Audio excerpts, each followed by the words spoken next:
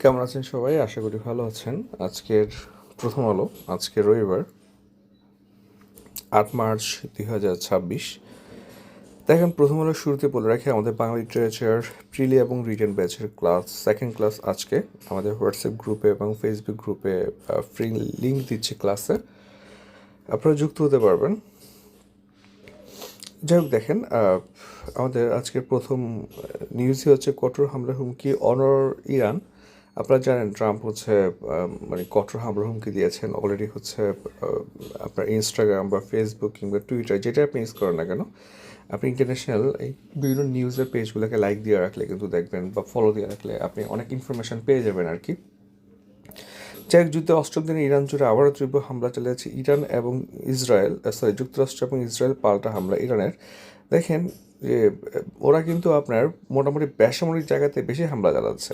ইরানের 6,668টা বেসামরিক স্থাপনা নিশানা করা হয়েছে, তার মধ্যে 5,535টা আবাসিক স্থাপনা, 1,041টা বাণিজ্যিক স্থাপনা, আর সবচেয়ে ইম্পর্টেন্ট ব্যাপার 14টা চিকিৎসা কেন্দ্র, 66টা বিদ্যালয় এবং রেড ক্রিসেন্ট সংশ্লিষ্ট 13টা স্থাপনা রয়েছে। এটা হচ্ছে আপনার আধুনিক ওয়ারফেয়ারের সবচেয়ে বাজে এবং ভয়াবহ দিক। আপনার যারা কনসেপচুয়াল পড়েন ইন্টারন্যাশনাল রিজনের জন্য, যে বর্তমানে কিন্তু আপনার বেসামরিক জায়গাতে বেশি আক্রমণ করা হয়, বেসামরিক হতাহতের সংখ্যা বাড়ানো হয়, এরপরে চাপ দেওয়া হয় সরকারকে। ঠিক আছে, অথচ আমরা যতগুলো আপনার কনভেনশন দেখে আসছি যুদ্ধবিরতি, সেখানে কিন্তু বেসামরিকদের রক্ষা করার কথা বলা আছে। যাই হোক, আরব ইরান সম্পর্ক ভাঙনের মুখে আল জাজিরা বিশ্লেষণ করেছে, পড়তে পারেন এটা।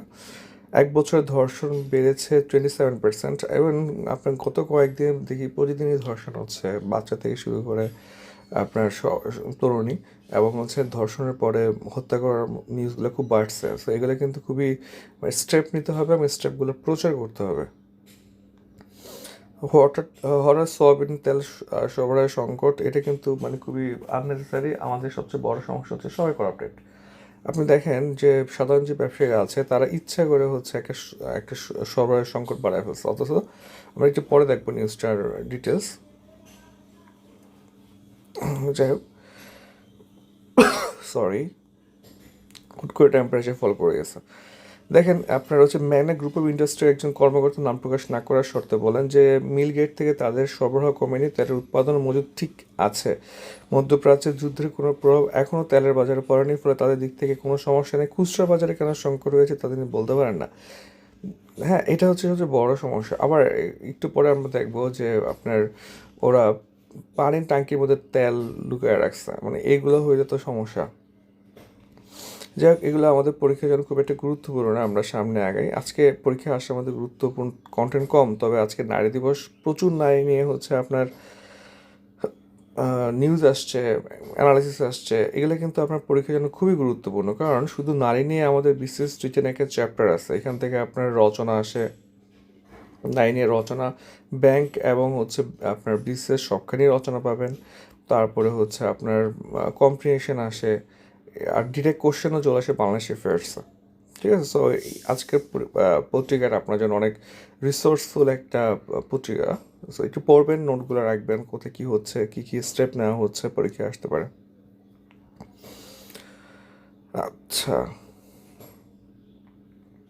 দেখেন, এখানেও তেমন কিছু না। মাস্টার্স আবেদনের সময় বৃদ্ধি করছে জাতীয় বিশ্ববিদ্যালয়ে, খুব একটা কিছু নাই, আমরা স্কিপ করে যাচ্ছি।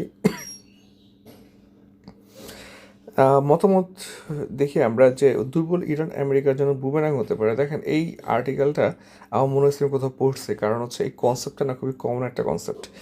যে আপনি মনে করেন যে আপনি একটা পাওয়ার ভ্যাকুয়াম ক্রিয়েট করে ফেলতেছেন, যেমন ধরেন লিবিয়া বা ইরাকে যখন হচ্ছে আপনি আক্রমণ করে আপনি তাদের সেন্ট্রাল অথরিটিকে ধ্বংস করে ফেলছেন, আপনার মনে হয়েছে যে ওইটা আপনার ফ্রেন্ড হবে, ইউএসএর ফ্রেন্ড হবে বা ইউএসএর কথা মতো চলবে, কিন্তু অ্যাকচুয়ালি কিন্তু উল্টা। ওই দেশটা কিন্তু আরও বেশি ওই দেশটা কিন্তু আরও বেশি বিভক্ত হয়ে গেছে এবং আরও বেশি সমস্যায় পড়ে গেছে, এবং ইউএস বিরোধী কিন্তু আরও অনেক বেশি, বিরোধীটা আরও বেশি বাড়ছে।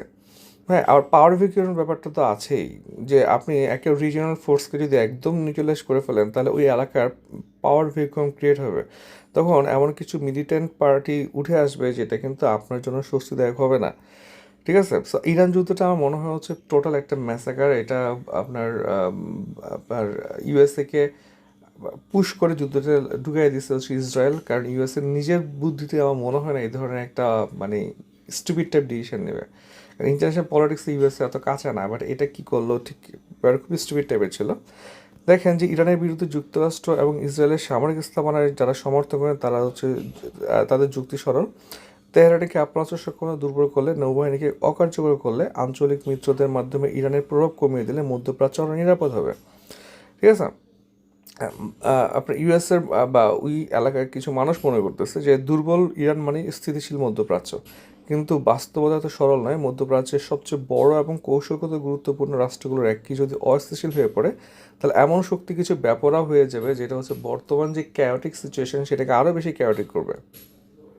হ্যাঁ, আপনার অলরেডি হচ্ছে আপনার কংগ্রেস সদস্যদের দেওয়া ব্রিফিংয়ে আপনার একটা রিপোর্ট আমরা দেখছি, আপনারা দেখছেন যে তাদের কাছে এমন কোনো গোয়েন্দা তথ্য ছিল না যে ইরান যুক্তরাষ্ট্রে হামলার পরিকল্পনা করছিল বা করতে চাচ্ছে নিয়ার ফিউচারে। বাট ইরান কখনোই যুক্তরাষ্ট্রকে হামলা করতে চায় না। ঠিক আছে, যুক্তরাষ্ট্রের সাথে তাদের কোনো ধরনের সমস্যা নেই, ওদের সমস্যা হচ্ছে ইসরায়েলের সাথে। আর ইসরায়েলের স্বার্থ যুক্তরাষ্ট্রের স্বার্থ না, এটা হচ্ছে এটা ফ্যাক্ট। এটাই নিয়ে কিন্তু আপনার একটা বড় অ্যানালিসিস ছিল আল জাজিরা, দেখতে পারেন আপনারা। যারা দেখেন সবচেয়ে বড় ঝুঁকি হলো অভ্যন্তরীণ ভাঙন। ইরান বহু জাতিগোষ্ঠীর দেশ, পার্সিয়ানরা সংশ্লিষ্ট হলেও সেখানে উল্লেখযোগ্য সংখ্যায় আজেরি, কুর্দি, আরব, বালুচ জনগোষ্ঠী রয়েছে। উত্তর পশ্চিমে কুর্দি সশস্ত্র তৎপরতা এবং দক্ষিণ পূর্বে দীর্ঘদিন বালুচ বিদ্রোহ তার উদাহরণ। এখন আপনি যখন হচ্ছে আপনি কেন্দ্রীয় রাষ্ট্র ব্যবস্থা যদি হচ্ছে আপনি দুর্বল করে দেন বা নাই করে দেন, তাহলে হচ্ছে এই যে গোষ্ঠীর মধ্যে কিন্তু গ্যাঞ্জাম বাড়বে। যেটা হচ্ছে আমরা দেখি 3 সালে হচ্ছে ইরাক যুক্তরাষ্ট্রে হামলার পরে হচ্ছে রাষ্ট্রীয় প্রতিষ্ঠান ভেঙে পড়ে এবং দীর্ঘমেয়াদী সাম্প্রদায়িক সহিংসতা শুরু হয়, যার ফলে ছিল আইএসের উত্থান। এবং 2011 সালে আপনার লিবিয়ার রাষ্ট্র ব্যবস্থা ভেঙে দেওয়ার পরে দেখা গেছে লিবিয়াতে গৃহযুদ্ধ হয়েছে, মানবিক বিপর্যয় দেখা দিচ্ছে। ঠিক আছে, এবং কিন্তু আপনার বিশাল বড় একটা এলাকায় হচ্ছে কি আপনার খিলাফতের ঘোষণা দেওয়া হয়েছিল। আর ইরান কিন্তু আরও সেন্সিটিভ জায়গাতে, মানে ইরানের সাথে অনেকগুলো গ্যাঞ্জাম আছে, এরকম দেশের আপনার সীমান্ত রয়েছে, ভৌগোলিক অবস্থান অত্যন্ত সংবেদনশীল। ঠিক আছে, তারপরে হচ্ছে এদের জনসংখ্যা বেশি, দেশটাতে রিসোর্সেস বেশি, সবচেয়ে বড় কথা এটা হরমুজ প্রণালীর পাশে। এখন আপনি যদি দেখেন যে এই করিডোরটা হচ্ছে হরমুজ প্রণালীর আশেপাশে যদি কোনো একটা বিদ্রোহী গোষ্ঠীর হাতে চলে যায়, তখন দেখবেন ওরা নিয়ন্ত্রণ করতেছে, ওরা ইচ্ছা মতো অফ করে দিচ্ছে। কারণ আপনি সারাক্ষণ তো আর বন্দুক তাক করে দিয়ে নিরাপদ রাখতে পারবেন না, বা ইউএসএ বলতে পারবেন না যে ঠিক আছে ইরানের এই পার্টটুকু আমি দখল করে ফেলি, যেহেতু কারো দখলে নাই। ঠিক আছে, তো এইখানে দেখেন যে দুর্বল ইরান মানে যে আপনার নিরাপদ একটা মধ্যপ্রাচ্য, এটা কিন্তু কোনো ভাবার সুযোগ নাই। যে এখন এখানে যেটা আসছে সেটা হচ্ছে যে আপনি ইরানকে দুর্বল করলে আশেপাশের মধ্যপ্রাচ্য আরও বেশি কনফ্লিক্টে জড়াবে, তাদের মধ্যে অস্ত্র প্রতিযোগিতা বাড়বে, ব্ল্যাক মার্কেট বাড়বে, এবং হচ্ছে যে ন্যাচারাল রিসোর্সেসগুলো আছে সেগুলো কিন্তু মিলিটেন্টের হাতে চলে যাওয়ার সম্ভাবনা থাকে আর কি। ঠিক আছে, ভালো একটা আর্টিকেল পড়তে পারেন, তবে এটা খুবই কমন একটা আর্টিকেল এবং এটা কিন্তু লিখতে হবে আপনাকে। আন্তর্জাতিকে দেখি কংগ্রেসকে এড়িয়ে ইসরায়েলকে 27,000 বোমা দিচ্ছে যুক্তরাষ্ট্র। আমার এটা খুব মজা লাগে, তারা ডেমোক্রেসির কথা বলে অথচ ইউএসের প্রেসিডেন্ট সবচেয়ে বেশি অটোক্রেসি খাড়াইতে পারে আর কি। ইরানের যুদ্ধে কীভাবে ট্রাম্পকে প্রশংসায় বিরক্ত হলে পড়বেন, খুব একটা লিখতে পারবেন না, পরীক্ষায় লেখার মতো কিছু নেই। আচ্ছা, শ্রীলঙ্কাকে চাপ দিচ্ছে যুক্তরাষ্ট্র যাতে করে তারা ওই তাদের দেশে আশ্রয় নেয় ইরানের সৈনিকদের ইরানে না পাঠায়। আচ্ছা, এখানে তো আমার কিছু দেখেন সবই প্রায় নারী নিয়ে, আপনারা একটু ছোটো করে নোট করবেন আর কি। দেন বৈদেশিক রিজার্ভ ধরে রাখার পরামর্শ দিয়েছে। এখন মেন ব্যাপারটা হচ্ছে বৈদেশিক রিজার্ভ বাড়ছে কীভাবে। দেখেন গত 7 মাস ধরে যদি আপনার এক্সপোর্ট কমে তাহলে রিজার্ভ কেন বাড়ছে, মূলত আমরা কিছু পেমেন্টকে ডিলে করে রাখছে। ঠিক আছে, এখন এই পেমেন্ট ডিলেটা আসলে সবসময় করা সম্ভব না, অলরেডি বলছে যে আপনাকে কিছু পেমেন্ট করতেই হবে। কেমন, তাহলে যেটা হবে যে রিজার্ভ কিছু কমবে, তো আমাদের রিজার্ভ বাড়ানোর জন্য রেমিটেন্স, এক্সপোর্ট এখানে বেশি ফোকাস করতে হবে। প্রতি ব্যারেল জ্বালানি তেলের দাম $93 উঠে গেছে, এটা হচ্ছে অনেক বেশি।